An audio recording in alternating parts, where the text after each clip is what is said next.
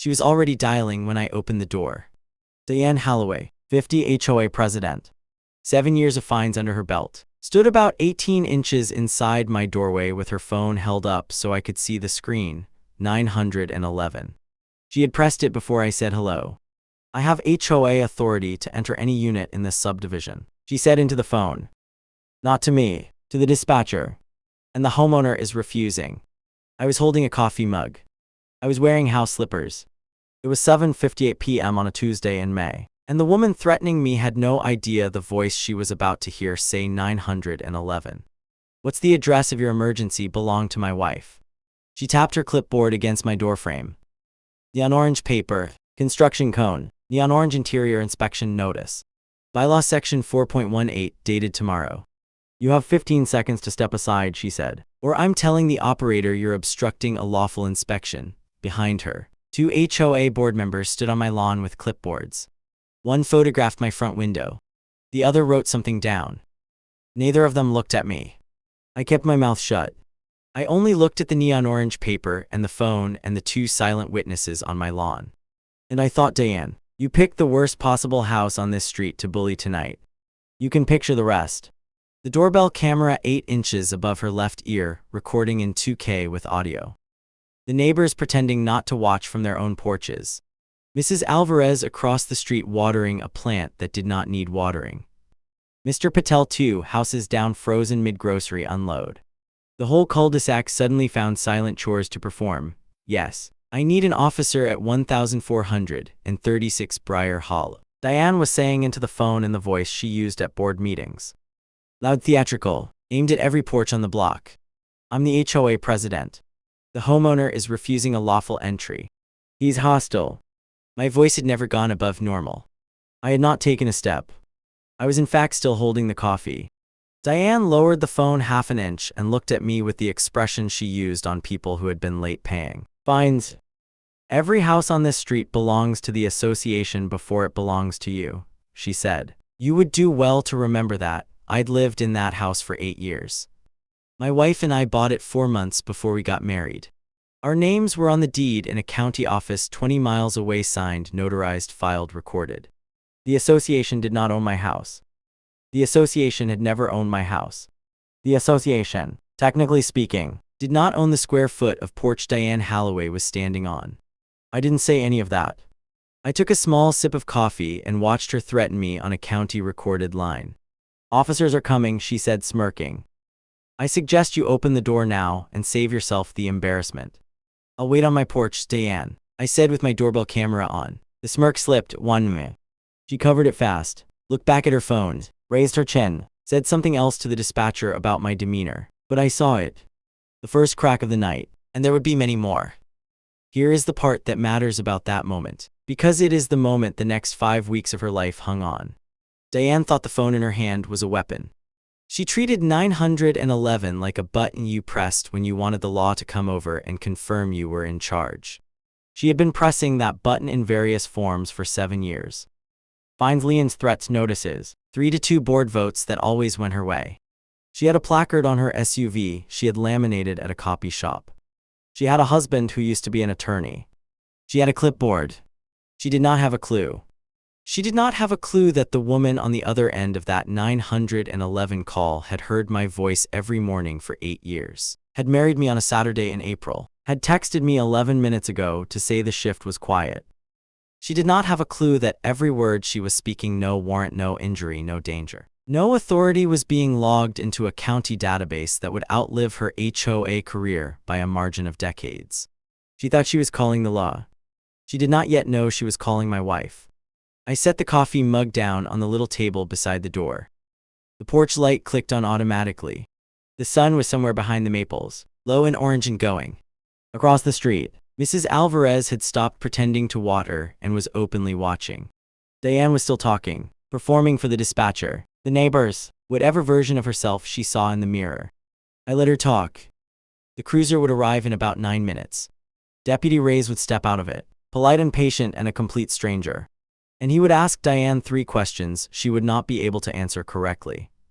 The neon orange notice on her clipboard would in approximately 5 weeks be entered into evidence as Exhibit C.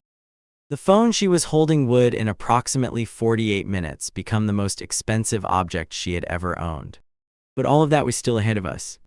For now, on a porch I had paid for in a house she had no right to enter in front of a street that had been afraid of her for 7 years and was about to discover it didn't have to be.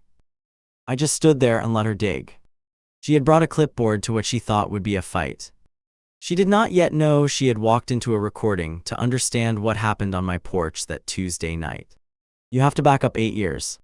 My wife and I bought 1436 Briar Hollow Drive in the late summer of 2016, 4 months before we got married. We weren't glamorous buyers. She was a 911 dispatcher coming off 6 years at a smaller county. I was a project manager at a regional utility engineering firm. We chose the end of Briar Hollow because the cul-de-sac was quiet and Megan worked nights and needed to sleep when other people were renting lawnmowers. The HOA disclosure was 42 pages. I read it. Most people never do. I'm the kind of person who does, not from paranoia, just because that's how my brain works. Diane Holloway's name appeared on page 2 as a board member. Just a name. 6 months after we closed, she became president. By the end of our first year, I received 4 notices. Parking a work trailer overnight, a compost bin still at the curb at 7:30 p.m. Uncontrolled vegetation, a single thistle, and my favorite, a $1.90 fine for a wind chime inside my back sunroom that Diane had decided was audibly disruptive to neighborhood character from her house 8 doors away. I didn't pay them. I wrote polite letters back, citing the actual bylaw language, pointing out the cited violations didn't exist as written. 3 of the 4 notices quietly vanished. The wind chime fine she let sit. I think she sensed even then that I was the wrong kind of homeowner to push too hard on too early, though she pushed everyone else. There are 92 houses on Briar Hollow. By the time of the porch incident, Diane had fined 47 of them at least once. Mrs. Alvarez, 2 doors down, had been fined 7 times. She was 73, a widow on a fixed income. And 4 years ago, Diane had decided the shade of sage green on her mailbox was non-compliant. It was the same shade as 4 other mailboxes on the street. The other 4 belonged to board members or people Diane liked. Mrs. Alvarez was neither. The fine was $475. Mrs. Alvarez paid it. The week after her husband's funeral, I brought her a casserole and she told me, sitting at her kitchen table at 2:00 in the afternoon, that her biggest fear in the world was that the HOA would take the home she and her husband had bought in 1974. I reimbursed the $475 the next Christmas. Called it a holiday gift. She cried for a while and then told me Diane had been by twice that month to ask about a wreath on her door. That was the climate on our street. Briar Hollow wasn't a neighborhood. It was a hostage situation with mailboxes. Diane's husband was Howard, retired insurance attorney. Silver cufflinks at board meetings. Smiled the particular way men smile when they think their wife's hobby is harmless. And her hobby is in fact, terrorizing 70-year-old widows over paint. Howard drafted demand letters on his old firm's letterhead, which I'm fairly sure wasn't legal. And most homeowners, seeing the letterhead and the bar number and the words forced sale proceedings, paid the fine and stopped pushing back. I had one of his letters in a blue folder in my kitchen drawer. By year 5, the folder was an inch thick. By year 8, closer to 2. Which brings me to bylaw section 4.18, plain English. Section 4.18 says the HOA can conduct exterior inspections, siding, roof, driveway, things visible from the sidewalk with 12 days written notice. That's it. There's no interior access clause. There has never been one. Diane had been using section 4.18 as if it were a master key for 2 years. Walking into about a dozen homes that way, not by breaking in, but by intimidating elderly homeowners into opening the door while she waved the neon orange notice and said bylaw 4.18, like an incantation. Nobody had said no until that Tuesday. She came to my house specifically because of the 3rd notice in 5 weeks. The first 2 had been mailed citing different fabricated bylaws each time. I'd ignored the first. I'd responded to the second by certified mail asking her to provide the specific statutory basis for interior access. She never replied. The 3rd one she hand-delivered with backup. What she didn't know, what she could not possibly have known because I never told her and Megan and I weren't the kind of married couple that advertised our jobs at neighborhood barbecues, was that my wife had been a 911 dispatcher for 13 years. The last 8 at the County Emergency Communications Center. She was a senior dispatcher with supervisor credentials, and she was working the long Tuesday shift 6:00 in the evening to 6:00 in the morning 7:45 p.m. Megan texted me quiet so far. Knock on wood. 7:58 p.m. Diane pressed call. 7:59 p.m. the line opened on my wife's console. I didn't know that yet. Standing on my porch with my coffee, I knew Megan was at work. I knew it was her shift. I hadn't done the maths, but I had decided weeks earlier how I was going to handle Diane Holloway. I wasn't going to raise my voice. I wasn't going to lie. I wasn't going to sign anything she handed me. I was going to document to wait to let her make the next move and the one after that, and keep every piece of paper, every recording, every camera frame in a folder thick enough to break a court table. Calm, controlled, a little ironic. That was the plan. I had made the plan in my kitchen with the blue folder open in front of me. I hadn't planned for the part where she called my wife. That part was a gift. The County Emergency Communications Center is 16 miles from Briar Hollow Drive on the second floor of a brick county building near the interstate. The room is darker than people imagine. Most of the light comes from the consoles, 7 of them arranged in a horseshoe. At 7:59 p.m. that Tuesday, the console at the third seat from the left chirped. Megan was on her ergonomic chair with a thermos of decaf and a sweater pulled around her shoulders. Her supervisor, Frank, 24 years on the job, was at the seat to her right working through a non-emergency about a barking dog. The address populated on her screen automatically. 1436 Briar Hollow Drive. She did not visibly react. 5 weeks later, Frank would tell investigators he hadn't noticed anything unusual about her. She picked up the call the way she picks up every call. That sentence would become the most important one in the entire case. She pressed the headset button, 911. What's the address of your emergency? A voice came through that she'd heard at 3 HOA holiday parties and once on the local news. Yes, I need an officer at 1436 Briar Hollow Drive. I'm the HOA president, Diane Holloway, and the homeowner is refusing a lawful entry. Megan typed the address into the CAD field. Her fingers didn't pause. Her voice stayed exactly where it had been. Ma'am, what is the nature of the emergency? The homeowner is obstructing an authorized HOA inspection. I need an officer to remove him from the doorway. There are about 40 standard questions a dispatcher asks on a 911 call. And the order is not random. It's designed to build a clean record, keep the caller talking, and find out whether anyone is actually in danger. Megan went to question 2. Ma'am, is anyone injured? No. Is anyone being threatened? A pause. He's hostile, she typed.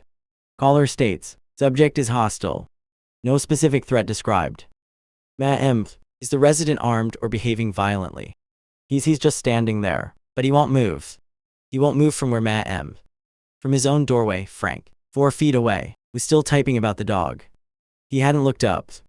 Megan asked the next question in the same tone she would use to ask a stranger if they took cream in their coffee.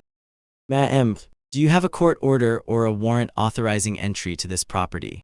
In the playback later, the silence on the line lasted 3 full seconds. 3 seconds is a long time on a 911 call. I don't need one. I'm the HOA president. The bylaws give me authority. Megan typed caller states no warrant. Cites OA bylaws as authority for entry. Ma'am, is the resident the legal owner of the property? Yes, but that doesn't has the resident given verbal or written consent to enter. He's refusing. That's why I called you, ma'am. I'm noting in the log that you have no warrant, no court order, no homeowner consent, and the resident is on his own property. Please stay on the line. Officers will be dispatched. Do not enter the residence. There is a particular silence that follows a sentence like that. It's the silence of someone realizing the person they called isn't on their side. Diane recovered fast. Yes, fine. Send someone now. But the silence had happened and the recording had captured it. Megan, dispatch unit 14. Deputy Ray's 4 minutes out finishing a sandwich at a gas station. She flagged the call as non-emergency civil dispute, possible HOA matter. She did not flag it as exigent. She did not whisper anything to Frank. She did not pull up the homeowner name on her secondary screen. She didn't need to. The address was enough. and she had already done the only thing she was allowed to do, which was her job. Here's why that mattered and why 5 weeks later it kept the entire case from collapsing. If Megan had slipped, if she had so much as said, "Sir, please remain on the porch," and a voice that hinted she knew me, Diane's attorney would have eaten the case alive. Bias. Megan's career, the recording, the CAD log, the whole evidentiary foundation would have been compromised. She didn't slip. She asked the questions in training order, in her training voice, and let Diane Holloway answer them on a recorded line that the sheriff's office, the DA, and a state administrative agency would all eventually have access to. Every answer was a brick. 4 minutes in, Diane had built herself a wall, and she didn't know what was on the other side of it. Back on my porch, I couldn't hear any of it. I could hear Diane's half, the loud half meant for the neighbors and the open windows. I heard her say hostile twice. I heard her say HOA president 4 times. I heard her say bylaws once late with less confidence than the first 3. I watched her face. Her smirk hadn't come back since the small slip at the start. Her free hand had drifted from her hip to her clipboard and was now tapping the neon orange notice in a little rhythm she didn't know she was making. She lowered the phone. "Officers are coming," she said again. The line was meant to threaten. It came out like she was reassuring herself. "I know," I said. "I'm right here. You should open the door." "My doorbell camera disagrees." She looked up at the camera. Then for the first time, her eyes traveled from the lens to the door to her phone. And she did a small math problem in her head, and the answer made her face go still for half a second.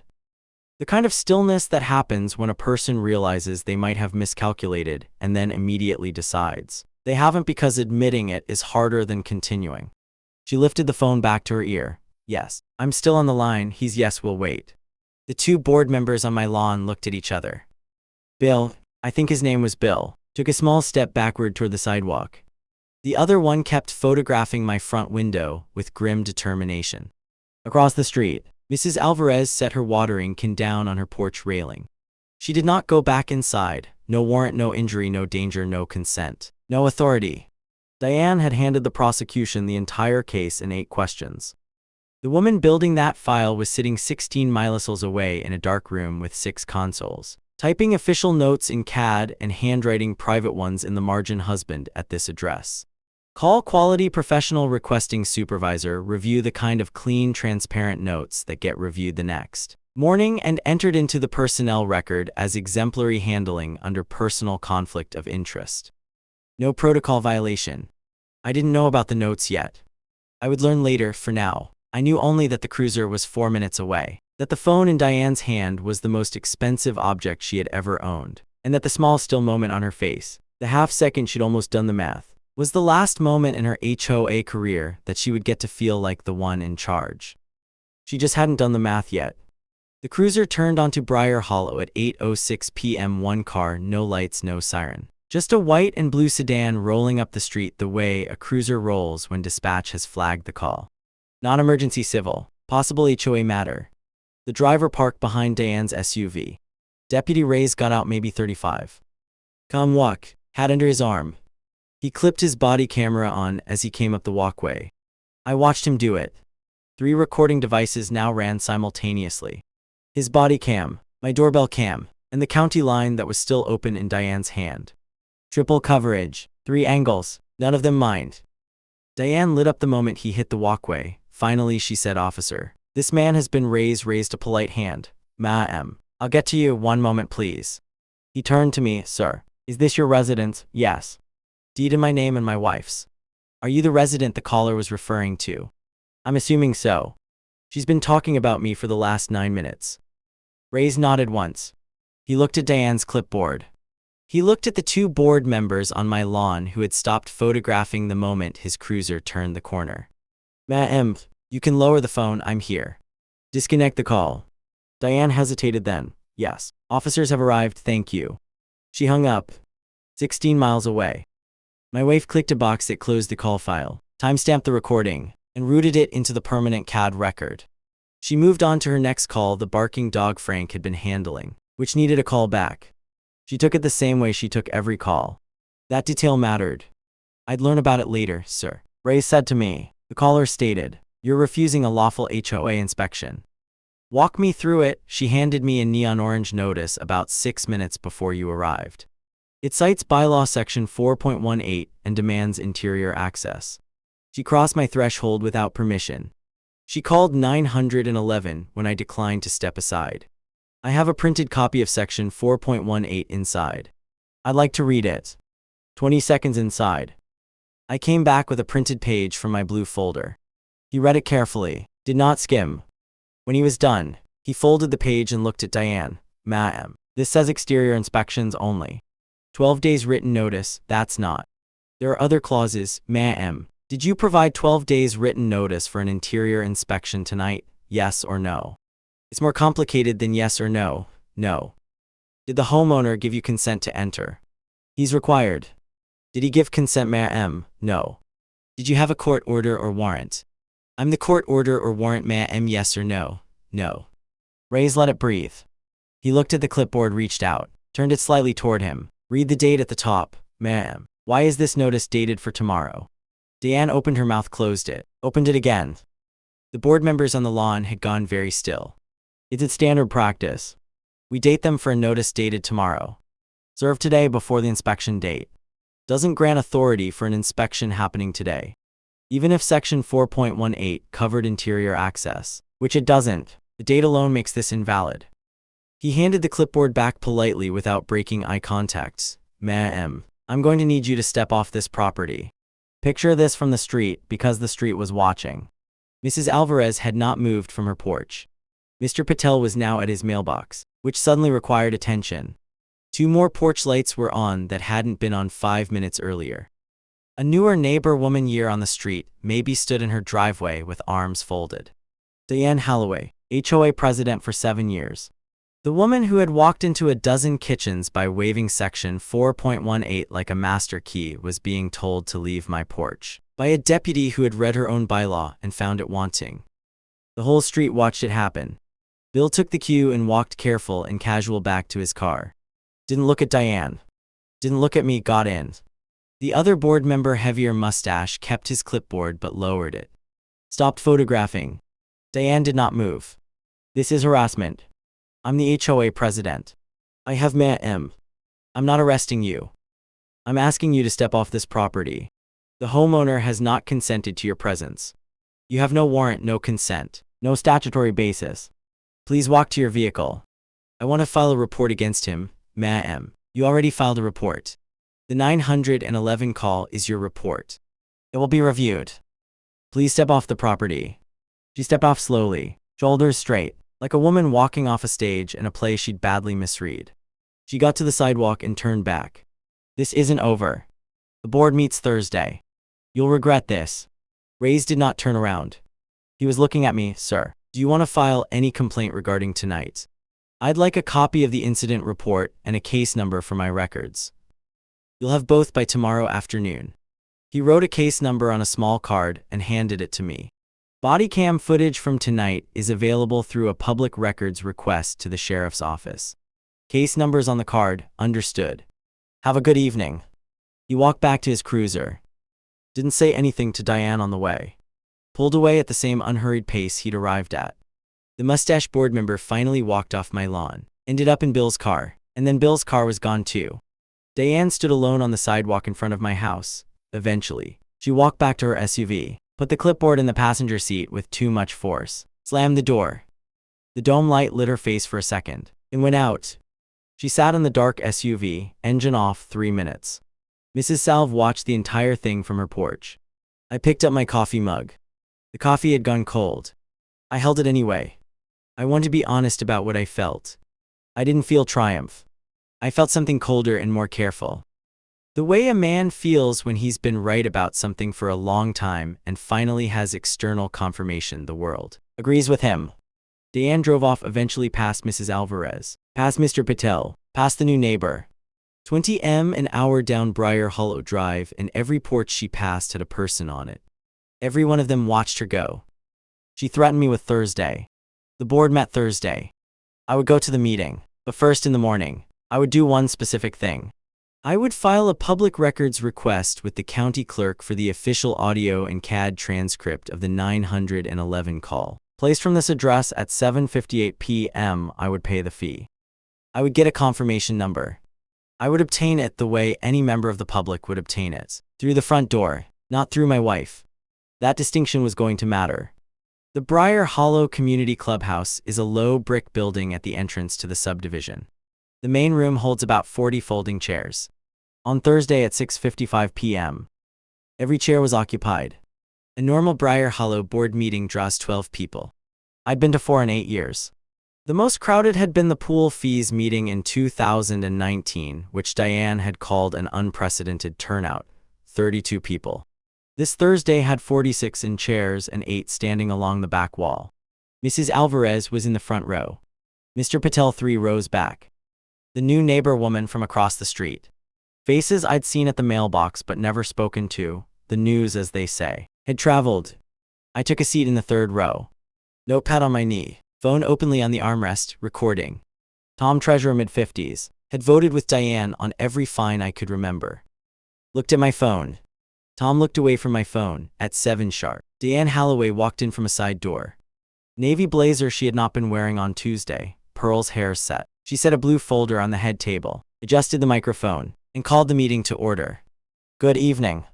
We have a number of items, but I'd like to begin with a matter of community discipline that arose Tuesday evening. I raised one hand polite. She saw me, pretended she didn't. I stood up. Before the meeting begins, I said calm, the voice I used at work. I'd like the record to reflect that I'm openly recording this meeting per state open meeting statute. My phone is on the armrest. Recording started at 7:04 p.m. The room fell quiet. Diane looked up slowly. A beat too long. That is duly noted. I lowered myself back into the chair. She drew a breath. As I was saying, on Tuesday evening, I attempted to conduct a routine HOA inspection. The homeowner was uncooperative, hostile, and physically obstructed the inspection. I was forced to contact law enforcement to ensure my safety. I am bringing this before the board tonight because the homeowner's conduct represents a serious violation of community standards. She paused. Read the silence as agreement, pressed on. I am proposing tonight that this board approve a compliance lien of $18,200 against the property at 1436 Briar Hollow Drive for obstruction of inspection, hostility toward the HOA president, and continued refusal to comply under Section 4.18. The room went so still you could hear the air conditioning click. Quick plain English. A compliance lien is a legal claim against the property. Unpaid long enough, the HOA can move to foreclose, lose the house. That was the stakes. 7:07 p.m. on a Thursday. I stood up again. Madame President, may I respond before the board votes? You may speak when the agenda allow. Bylaw Section 3.4 states, any homeowner subject to a proposed lien has the right to be heard before a vote. I'd like to exercise that right. Diane's jaw tightened. She knew Section 3.4. She had cited it herself in reverse against another homeowner. She could not deny it without looking exactly the way she was about to look. Anyway, briefly, I stood straight, did not move from my row, spoke twice. First, I'd like the record to reflect that the inspection cited has no legal basis under Section 4.18, which governs exterior inspections with 12 days written notice and does not anywhere in its 46 lines mention interior access. Deputy Reyes of the County Sheriff's Office confirmed this on my walkway Tuesday in the presence of Diane Holloway, 2 HOA board members, and at least 6 neighbors. I let that hang for a second. Tom was looking at his hands. Second, I'd like the record to reflect that a 911 call was placed from my front porch at 7:58 p.m. Tuesday by Diane Holloway, in which she stated to a county dispatcher that I was, quote, hostile. That call is on a recorded line. It is the subject of an active public records request I filed this morning. The room did not breathe. That is what I'd like reflected. Thank you. I sat down. Diane's right hand went to the edge of her folder. Her left was flat on the table. She had not blinked in about 6 seconds. I watched her face do in real time the same small calculation it had done on my porch on Tuesday. The almost math, and watched her in real time decide not to do it. She lifted her chin. The board will vote. All in favor. 3 hands. Tom Carroll, Greg the mustache man from my lawn. All opposed, 2. Ravi and Lind. 3-2. The motion passed. A compliance lien for $18,200 was now legally filed against $1,436 Briar Hollow Drive. The motion carries. Moving to the next item. A hand went up in the front row. Mrs. Alvarez. Diane saw it, pretended not to. The next item is the landscaping budget. Madame President, thin voice clear. The room turned. I have a question. Diane could not refuse. Not with 40 people watching, yes. Mrs. Alvarez. What is the bylaw number that allows interior inspections? The silence had texture this time. Diane's mouth moved. That is a matter for committee review and is not. What is the bylaw number? I will not be taking questions outside of the agenda. There isn't one, is there? The room moved, not toward Mrs. Alvarez. Just moved a shift across 40 chairs. The new neighbor woman crossed her arms. Mr. Patel set his pen down. Tom looked at the table. Lynn looked at Mrs. Alvarez with something close to relief. Diane did not answer. She moved to the landscaping budget. The landscaping budget took 11 minutes. Nobody in the room was listening to the landscaping budget. The meeting adjourned at 8:14 p.m. I walked out alone. Did not stop to talk to anyone. Did not look at Diane. Got to my car in the parking lot and sat in the driver's seat for a minute before starting the engine. Diane had filed a lien on my house. She had also stood at a microphone in front of 40 neighbors and said on a recording I controlled that I had been hostile and had physically obstructed an inspection. The 911 audio 3 to 5 business days away would show I had said 11 words in 9 minutes and had not moved from my own doorway. The doorbell cam would show I had not lifted a hand. Ray's body cam would show I had been polite enough to say thank you for coming out.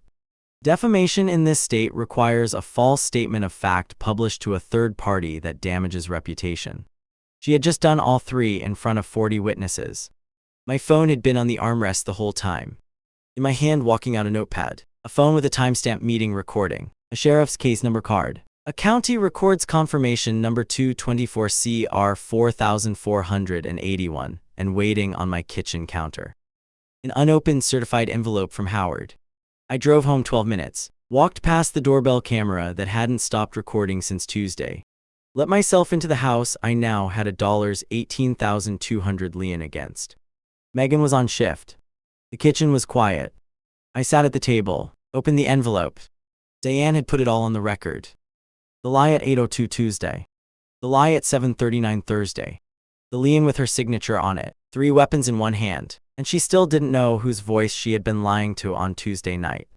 Howard's letter was 3 pages. It was printed on letterhead from a firm called Holloway Bremer and Voss LLP, a firm that, as I learned the next morning with about 4 minutes of searching, had dissolved in 2019. Howard had retired from it that year. The letterhead was in every legal sense fictional. He had kept the stationery the way Diane kept the laminated SUV placard as a costume. The letter began, "Dear Sir." It did not use my name. It informed me that pursuant to a duly approved HOA compliance lien of $18,200, I had 90 days to remit payment or face foreclosure proceedings. It cited 4 statutes. 3 were real. 1 did not exist. Howard had transposed 2 digits, which I noticed because that's the kind of person I am. The paragraph I read 3 times, sat in the middle of page 2. Please be advised that the homeowner's continued resistance to lawful HOA authority, including but not limited to the events of Tuesday, May 14, has been documented by multiple witnesses and law enforcement. Any further obstruction will be treated as evidence of bad faith and may result in additional civil action. Howard, 31 years of practice, had just put in writing that law enforcement had documented my resistance when in fact, law enforcement had documented his wife's lack of warrant consent, or statutory authority, and had asked her to step off my property. The letter closed with the futility of resistance and a signature he had practiced. I put it in the manila folder, which now needed a second rubber band. It was 9:12 p.m. Thursday. Megan would be home at 6:30 a.m. I made a list on a yellow legal pad. The next 4 days were not dramatic.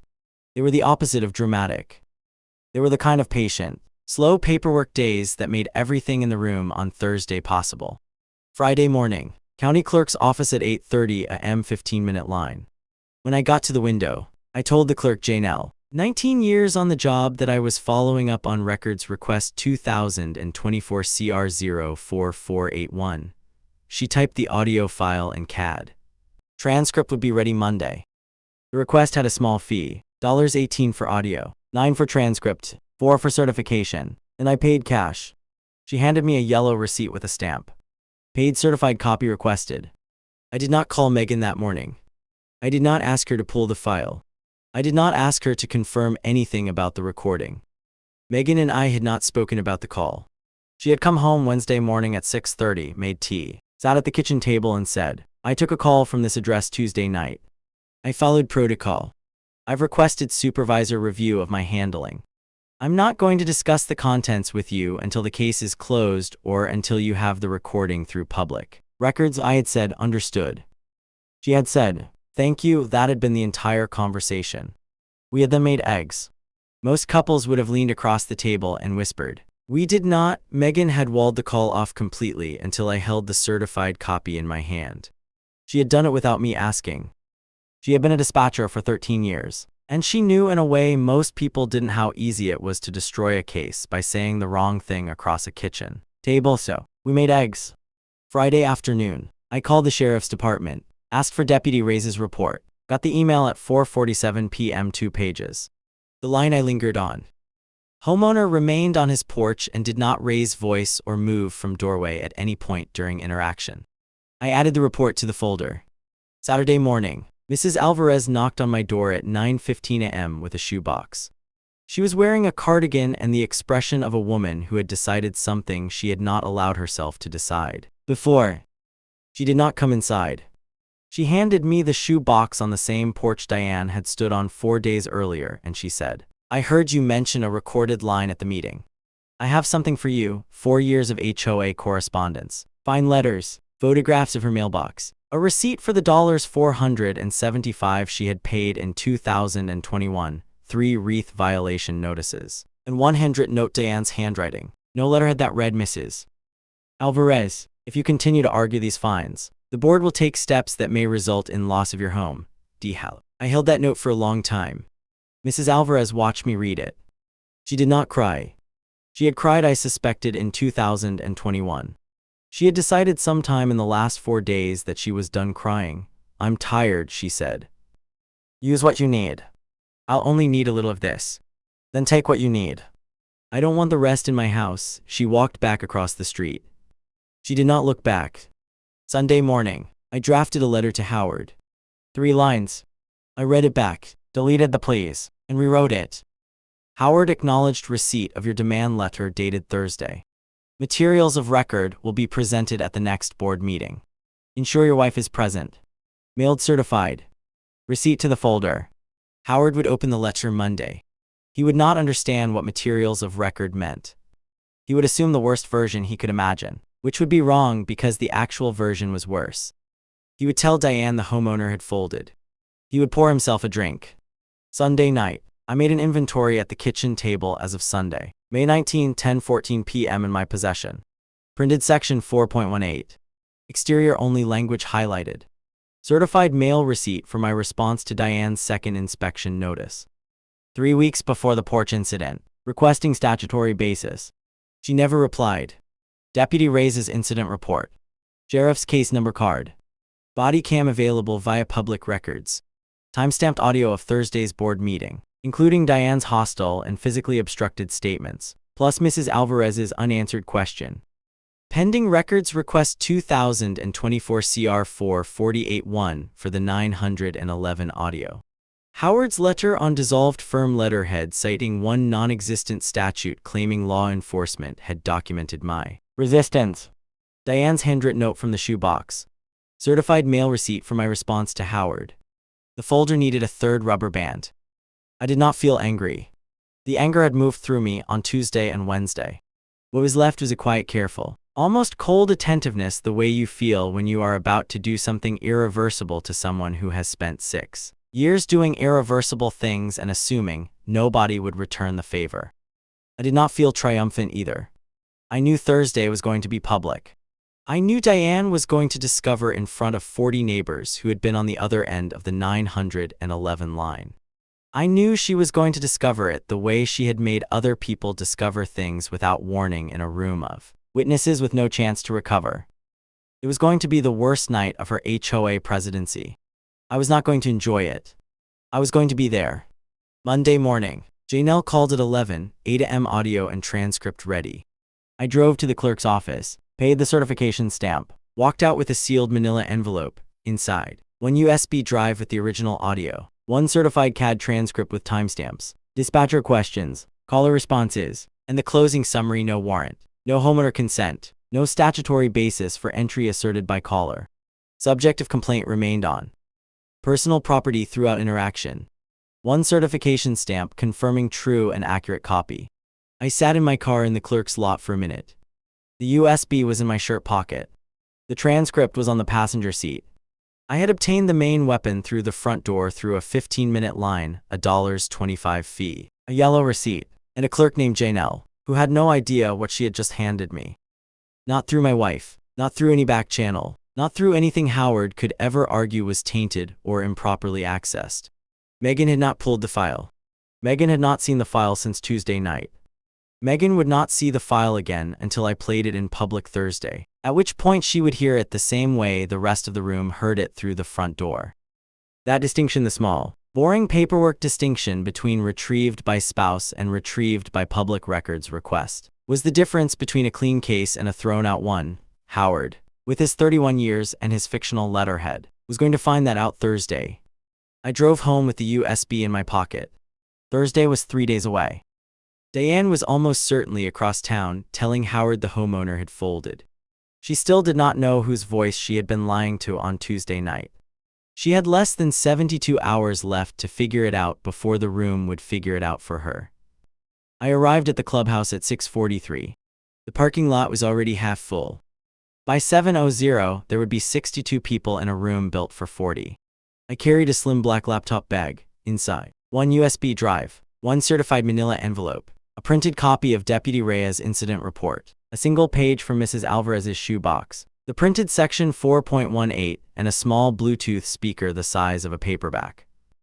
No legal pad, no notes, no prepared remarks. I had decided in the car I would say as few words as possible. I took the same chair as last Thursday, third row aisle. I did not turn around.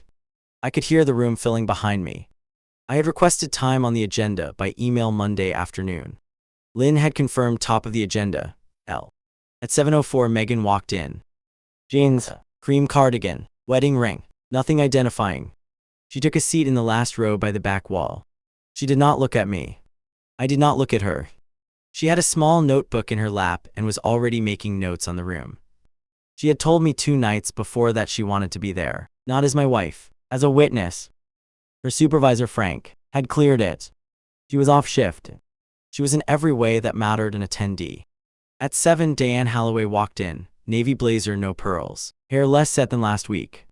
Howard came in 3 steps behind, first time he had ever attended a meeting, and took a seat at the head table beside her, which was not where guests sat. Lynn watched him sit and made a small mark in her notes. Diane opened the meeting at 7:02. Good evening. The first item is a response from the homeowner at 10428 Cedar Hollow regarding the compliance Leon approved last week. He has 10 minutes. I stood up. I walked to the public comment podium 3FT from the head table. I unzipped my bag, took out the manila envelope, took out the Bluetooth speaker, set it on the podium, and turned it on. It chirped, paired with my phone, and the indicator went green. Diane watched all of this without speaking. I took out a small stack of printed CAD transcripts, 5 copies, and walked them to the head table one at a time. Tom, Carol, Greg, Ravi, Lynn. I handed Howard one as well. He took it without looking at me. Diane did not receive a copy. I returned to the podium. Before I begin recording, started at 7:04 p.m. per state open meeting statute. The room went completely silent. I could hear the air conditioning click. I'd like to enter 4 items into the record. The first is an audio file. I pressed play. The Bluetooth speaker 6 in from Diane's microphone filled the room with my wife's voice. 911. What's the address of your emergency? The voice was professional, neutral, the voice of a dispatcher who had taken thousands of calls. And then through the same speaker, Diane's voice, loud, performative. The voice she had used at this same microphone last Thursday. Yes. I need an officer at 1436 Briar Hollow Drive. I'm the HOA president, Diane Holloway, and the homeowner is refusing a lawful entry. 68 people heard Diane Holloway introduce herself on a recorded line. I watched her face. It was the same almost math expression from my porch, except this time the audio kept playing. Ma'am. Is anyone injured? No. Is anyone being threatened? He's hostile. Somewhere behind me, someone exhaled, Ma'am. Do you have a court order or a warrant authorizing entry? 3 full seconds of silence on the recording. The room counted them with it. I don't need one. I'm the HOA president. The bylaws give me authority. That was the sentence that did it. 62 people simultaneously realized that the same sentence they had heard in some form for 7 years had just been said by Diane Holloway to a 911 dispatcher who had then asked her on a recorded line if she had homeowner consent, no, a court order, no, and whether the resident had given consent to enter, no. That's why I called you. The room did not gasp. The room contracted. 62 back stiffened. Lynn set her pen down. Tom looked at his script, then at Diane, then back at the transcript. Greg pulled his copy closer and started reading. Ravi did not move. He was waiting. Carol looked at her hands. Diane's mouth was slightly open. The recording kept playing. The dispatcher's voice, Ma'am, I'm noting in the log that you have no warrant, no court order, no homeowner consent, and the resident is on his own property. Please stay on the line. I let it play another 30 seconds through Diane's yes, fine. Send someone now through the dispatcher's clothes. Then I paused it. The silence after was the loudest silence I have ever stood in. I waited. In the back row, a woman stood up, Megan. She did not raise her voice. She did not walk to the front. She stood in her cream cardigan at her seat in the last row, and she spoke clearly enough to be heard at the head table. For the record, I was the dispatcher who took that call Tuesday night at 7:58 p.m. I did not know the address was my husband's until it appeared on my console. I followed standard protocol. The recording, the CAD log, and my supervisor's review of my handling are available to this board on request. I requested supervisor review of my own conduct, and that review confirmed no protocol violation. I am here tonight as a member of the public. She sat back down. Diane's head turned toward the back of the room, slowly. Her eyes found Megan. Her eyes matched the voice she had heard 3 times in 2 minutes to the face. Her eyes registered the cream cardigan, the last row, the spouse row. Her eyes registered me at the podium. Her eyes registered the 18 FT between us. Her eyes did the math. She did not get to undo it this time. Diane Holloway's face went the color of paper. Howard set down his pen. The room behind me made a sound I have never heard a room make before. The sound of 62 people exhaling at the same time, very slowly through their noses. I waited a beat. 3 more items, briefly. I held up the CAD transcript, item 1, the certified county transcript. The closing summary. Page 3, no warrant. No homeowner consent. No statutory basis for entry asserted by caller. I held up Reyes' report, item 2, Deputy Reyes' incident report, page 2. Homeowner remained on his porch and did not raise voice or move from doorway at any point during interaction. Item 3. I cued the doorbell cam clip, 10 seconds. Diane's voice. I have HOA authority to enter any unit in this subdivision. Filled the room. I stopped the playback. That is the on-property record of the same call. I picked up the printed section 4.18 but did not raise it. The bylaw cited as the basis for entry is section 4.18. I will read the relevant clause once. I read it. Exterior inspections only. 12 days written notice. No mention of interior access in the 46 lines. I set the paper down, thank you. I sat down. I did not look at Megan. Megan did not look at me. We had agreed in the car the previous night that we would exchange no signals in the room. The case had been help enough. The room was looking at Diane. Diane was looking at the printed CAD transcript. Tom had slid across the table, reading her own words back to herself in the silence. Lynn stood up. Madame President, I move that the compliance lien filed last week against 1436 Briar Hollow Drive be rescinded immediately with a formal apology entered into the minutes. Ravi seconded. Tom looked at the transcript in his own hands. Looked at Howard, who was looking at the table. Looked at the room. All in favor, Lynn, Ravi. Tom after a pause almost long enough to be its own statement. Greg without eye contact, 4 hands.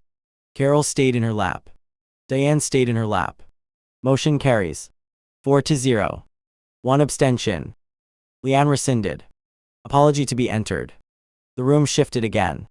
62 shoulders and folding chairs. The shift of a room that had just stopped being afraid. Mrs. Alvarez stood up. She did not give a speech. She had promised she wouldn't. I would like the board to know that I have a shoebox at home of similar correspondence. Going back 4 years. I am not the only one. She sat down. 3 other hands went up, I knew too. The third was a man in his 60s I had seen at the mailbox but never spoken to. He did not say anything. He just raised his hand. Howard stood up. He did not say anything. He walked toward the side door with the step of a man trying not to appear to be hurrying. He stopped halfway, turned, looked at Diane. Diane did not look at him. Howard walked out. Lynn turned to Diane. Second motion that this board open a formal review of the past 6 years of HOA enforcement actions under the current presidency. Outside auditor, funded by the association. Ravi seconded. Tom raised his hand before the vote was called, 4 hands. Carol's in her lap. Diane's in her lap. Motion carries 4-0, 1 abstention. Review within 30 days. The meeting did not formally adjourn for 16 more minutes. Budget. Landscaping. A water bill discrepancy. Nobody listened. The room was no longer in the agenda. Diane did not speak again. When the meeting adjourned at 8:38, she stood, picked up her folder, and walked out of the side door alone. Howard was not in the parking lot. He had driven home 20 minutes before the meeting ended. I packed up the speaker and the envelope. Megan was already gone. She had left during the second vote quietly, the way she had arrived. The job had been done. I walked out alone. Mrs. Alvarez was on the sidewalk outside the clubhouse. She put a hand on my arm briefly. The way an older woman touches your arm when she does not need to say anything. And then she walked to her car. I drove home with the laptop bag on the passenger seat. 6 years of Diane Holloway's HOA presidency had ended in 84 minutes in a room full of her own neighbors by means of a recording she had made herself on a line she had called herself against a homeowner whose wife she had never bothered to learn the name of. She had spent 6 years teaching this street that the loudest voice wins. It turned out the quietest voice, the one on the recorded line, asking simple procedural questions, was the one that ended her. She had picked up the phone thinking she was calling the law. She did not yet know she was calling my wife. And my wife, bless her, had just done her job.